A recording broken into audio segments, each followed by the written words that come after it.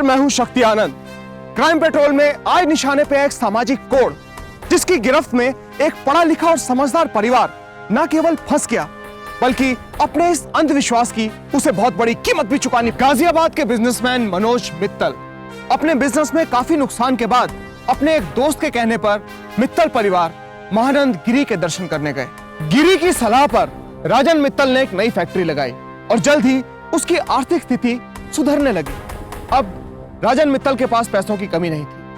वो महानंद गिरी की बहुत इज्जत करता था और उसे अपने गुरु के ऊपर पूरा भरोसा था।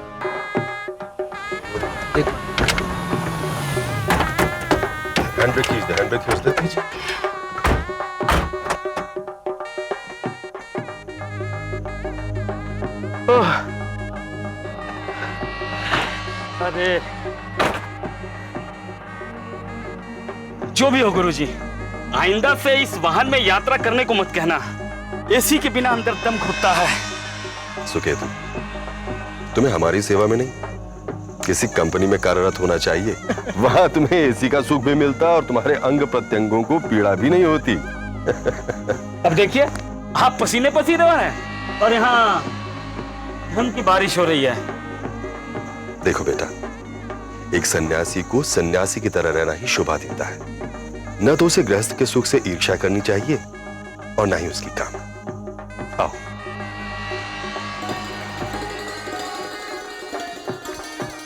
गुरुजी प्रणाम। गुरुजी सुखी रहो, ईश्वर कल्याण करे। हम सब आप ही का आराध्य करेंगे।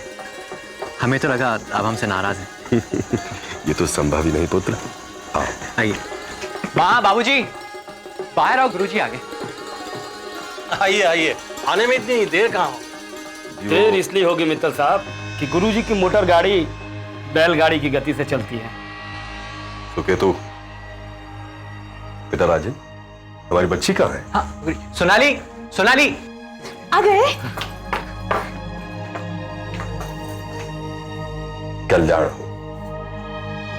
मित्तल जी, आप बिल्कुल चिंतित ना हो। मंगनी के लिए मंगल मुहूर्त तो अब शुरू हुआ है। आइए आइए गुरुजी।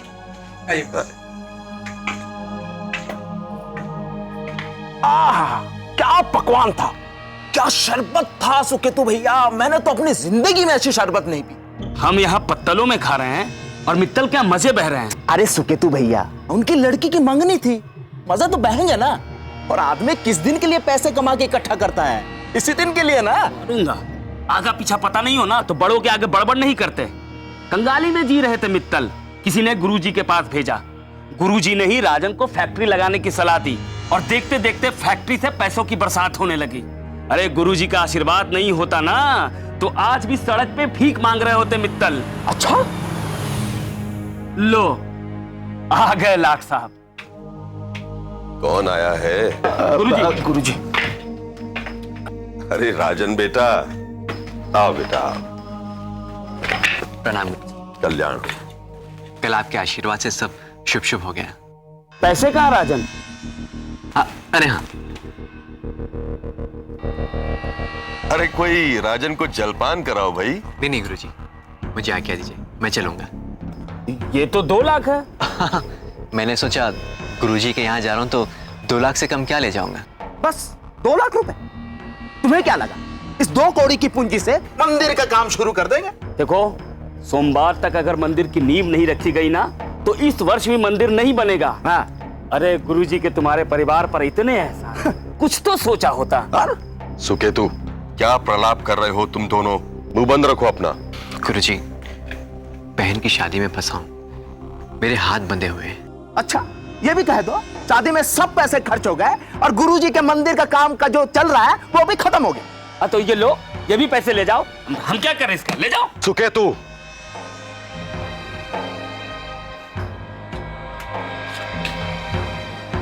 अब अगर ईश्वर की इच्छा यही है कि इस वर्ष भी मंदिर का काम शुरू ना हो तो जो हरी इच्छा। मैं बहुत शर्मिंदा हूं गुरुजी, पैसा मार्केट में फंसा है और फिर बहन की शादी भी तो है। वैसे एक सूरत तो हो सकती है, यदि ऋण के रूप में कुछ धनराशि की व्यवस्था हो जाए तो। हाँ राजन, अब तुम्हारे जैसे हैसियत के लोगों के लिए 4-5 लाख ज्यादा नहीं है। और क्या? और फिर मंदिर निर्माण का कार्य भी शुरू हो जाएगा। बिल्कुल। और बेटा 20-25 दिनों के अंदर हम तुम्हारी वो धनराशि तुम्हें वापस लौटा देंगे, या हम तुम्हें वचन देते हैं। नहीं नहीं, इतना तो मैं कर ही सकता हूँ, बस पैसे वक्त पर वापस मिल जाए। अरे ये गुरुजी का वचन है मूर्ख। ठीक है गुरुजी। जाओ बेटा, सुखी रहो।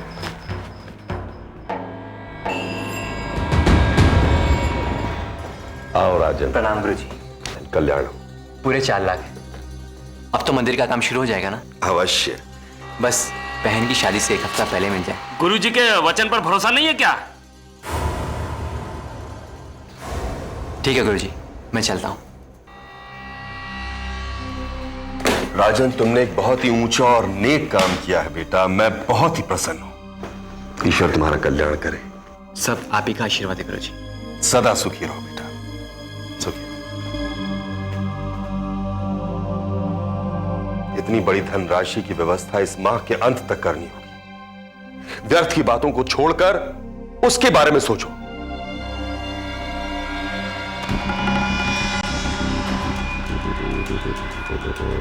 जी ने इसको जमीन से उठाकर आसमान में बिठाया और यही है कि उनसे पैसों का मोल भाव करता है। अरे मूर्ख है वो, ऐसे लोगों को ठिकाना लगाना हमें आता है। हाँ।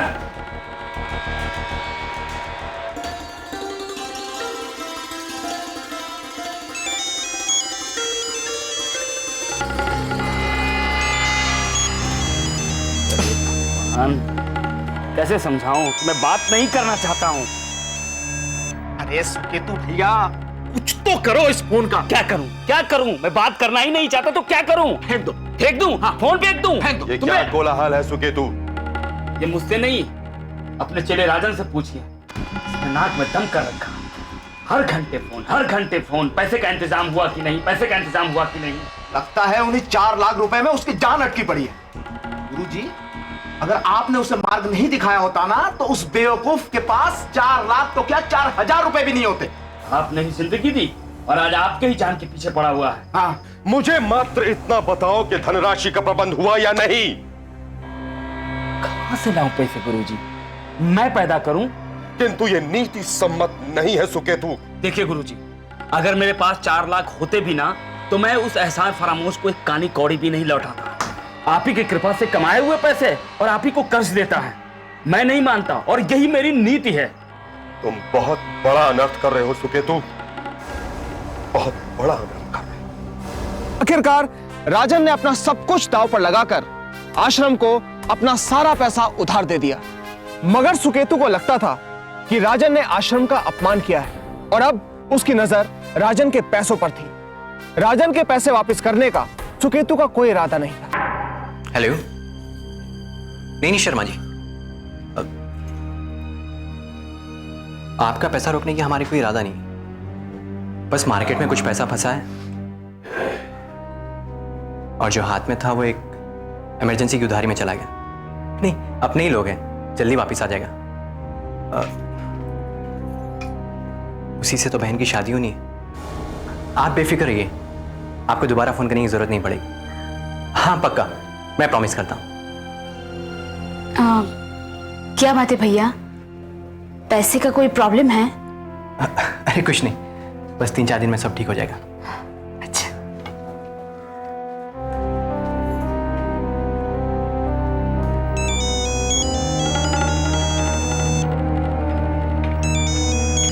ये क्या उद्दंडता है सुकेतु? फोन का उत्तर क्यों नहीं देते तुम? क्या उत्तर दूं? फिर वही पैसे का रोना रोएगा। जाकर आंसू पोंछू बाबू राजन कुमार मित्तल के। अभी इसी क्षण उसे फोन करो और उससे कहो कि गुरु पूर्णिमा के दिन वो यहाँ आए और आकर अपनी धनराशि वापस ले जाए। पैसे कहाँ हैं गुरुजी जो उसे लौटा दें? सारे पैसे तो नई गाड़ी के खरीद में चले गए। एसी वाली कार के लिए तुम ही सबसे अधिक मचल रहे थे सुकेतु। अब यह सोचना भी तुम्हारा ही कर्तव्य है कि उसे पैसे कहां से लौटाओगे।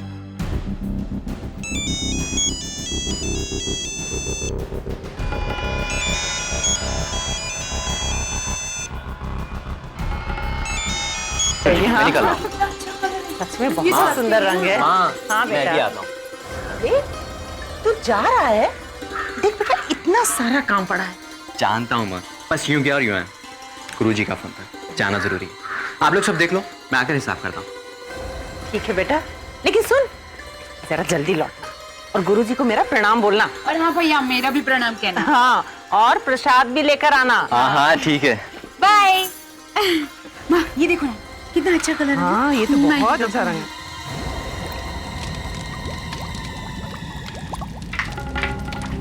अभी तक नहीं बना, बन रहा है। देखो, ये सब बात गुरुजी के पास ले जाने की जरूरत नहीं है। अरे वो किसी भी वक्त आ सकता है। तुम लोगों ने अभी तक प्रसाद तैयार नहीं किया। आने दो उसे। उसे तो ऐसी शिक्षा दूंगा कि दोबारा पैसा मांगना भूल जाएगा।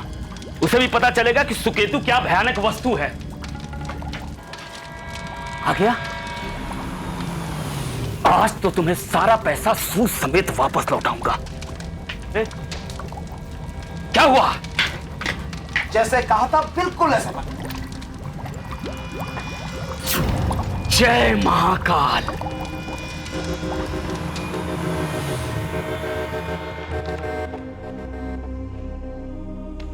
प्रणाम गुरुजी।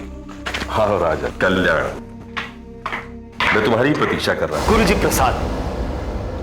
सुकेतु सही समय पर आए। राजन को प्रसाद दो। ये लो। प्रसाद ग्रहण करो बेटा। और घर पर सब कैसे? अरे खाओ खाओ, पूरा खाओ। गुरुजी का आशीर्वाद है, खाओ खाओ खाओ। माँ के लिए रखा है। अब माँ के लिए मैं दे रहा हूं ना। ये लो, ये तुम भी खाना। लो। अब चलता हूँ गुरुजी, अब मुझे आज्ञा दीजिए। बस आपका आशीर्वाद देने आया था। वो तो सदैव तुम्हारे साथ है बेटा, किंतु इतनी दूर से आए हो, मंदिर के दर्शन करके ही जाते। इतना बड़ा पुण्य कार्य तुम्हारी सहायता से संभव हुआ है बेटा। और हाँ, आज तो गुरु पूर्णिमा भी है। आज के दिन उस मंदिर के दर्शन करना तुम्हारे लिए बहुत हितकारी सिद्ध होगा। उधारी की बात घर में किसी को पता नहीं। आप लोग मेरा पैसा लाए? यार, तुम लोग जब तक कंगाल थे ना, तब तक ठीक था। जब से पैसा आ गया है, एकदम बनिया हो गया, बनिया। हर समय चिल्लाते रहते हो पैसा पैसा पैसा। पता नहीं ना। करो सुकेतु, अतिथि के साथ ऐसा व्यवहार नहीं करते बेटा। गुरुजी नई कार लग रही है, अभी लिए? अबे ली नहीं है, दी है। गुरुजी के शिष्य ने दी है। हर आदमी ना तुम्हारी तरह एहसान फरामोश नहीं है, जो 2 लाख रुपए दिए और छुट्टी ले लिया। बलिराम। गुरुजी, गुरुजी मुझे कुछ नशा सा हो रहा है।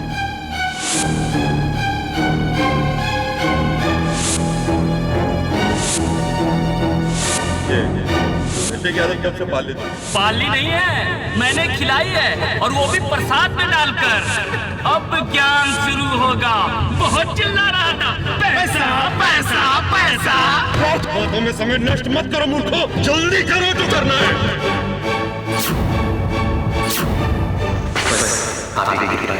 यह हम तुम्हें वचन देते हैं। और गुरुजी को मेरा प्रणाम बोलना। और हाँ भैया, मेरा भी प्रणाम कहना। कल्याण करना, जल्दी करो।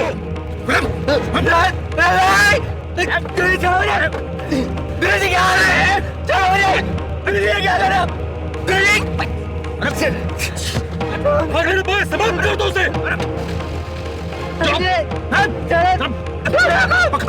रोको उसे, मारने न पाए। समाप्त कर दो उसे। रोको उसे। अलची महानंद गिरी और उसके चेलों की नजर सिर्फ राजन के पैसों पर थी। उन्होंने राजन के विश्वास का पूरा फायदा उठाया। पहले तो मंदिर बनाने के बहाने उससे पैसे उधार लिए, और जब राजन ने अपने पैसे वापस मांगे तो उन्होंने उसे मार डाला।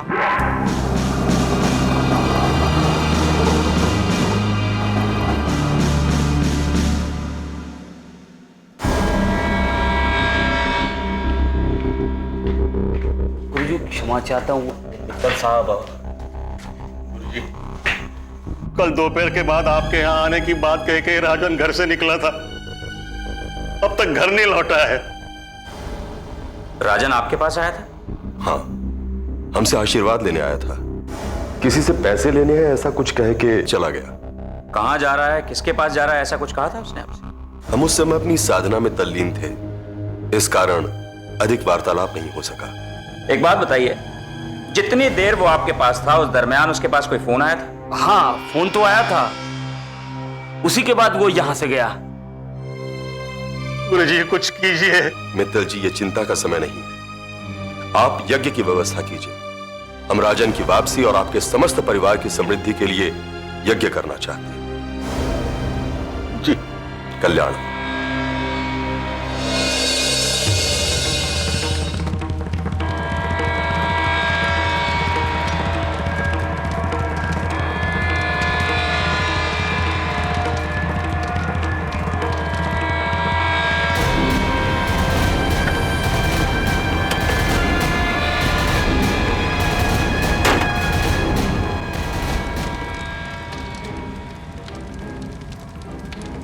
स्वाहा। ओम। स्वाहा। आप थोड़ी देर प्रतीक्षा कीजिए, मैं ये पूजा संपन्न कर लूं। बहन जी ये बहुत अर्जेंट है, आइए।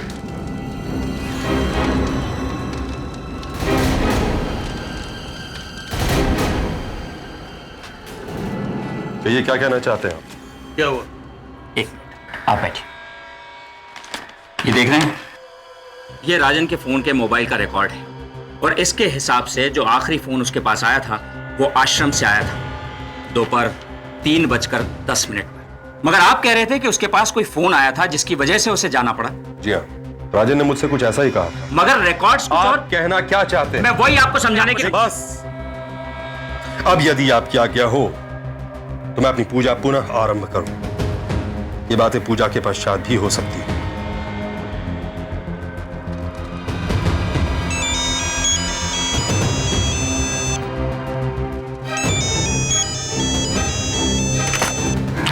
लाइए मेरा फोन। राजन का फोन? कहां से आ रहा है ये फोन? ये आपने राजन को कहां छुपा कर रखा है? वैसी बोलिए। बात नहीं है, मैं आपको समझाता हूं। मैं सब समझाने का मौका दूंगा आपको। थाने में चलिए, चलिए।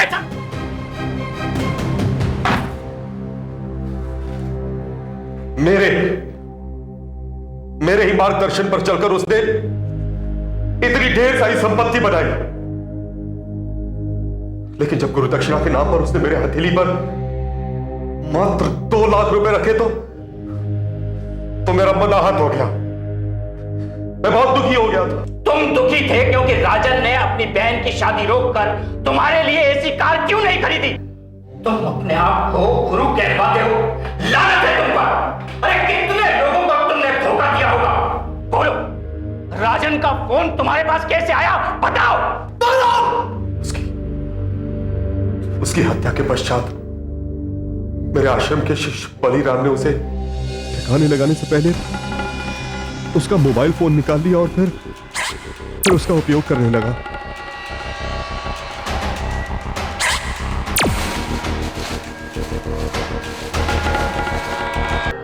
और एक ही तो बहन है मेरी, धूमधाम से शादी करूंगा। मेरा राजा बेटा।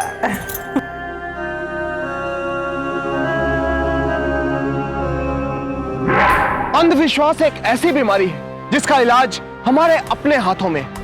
हमें अपनी आंखें हमेशा खुली रखनी होगी और किसी भी इंसान पर विश्वास करने से पहले सोचना होगा कि वो आदमी विश्वास करने लायक है या नहीं।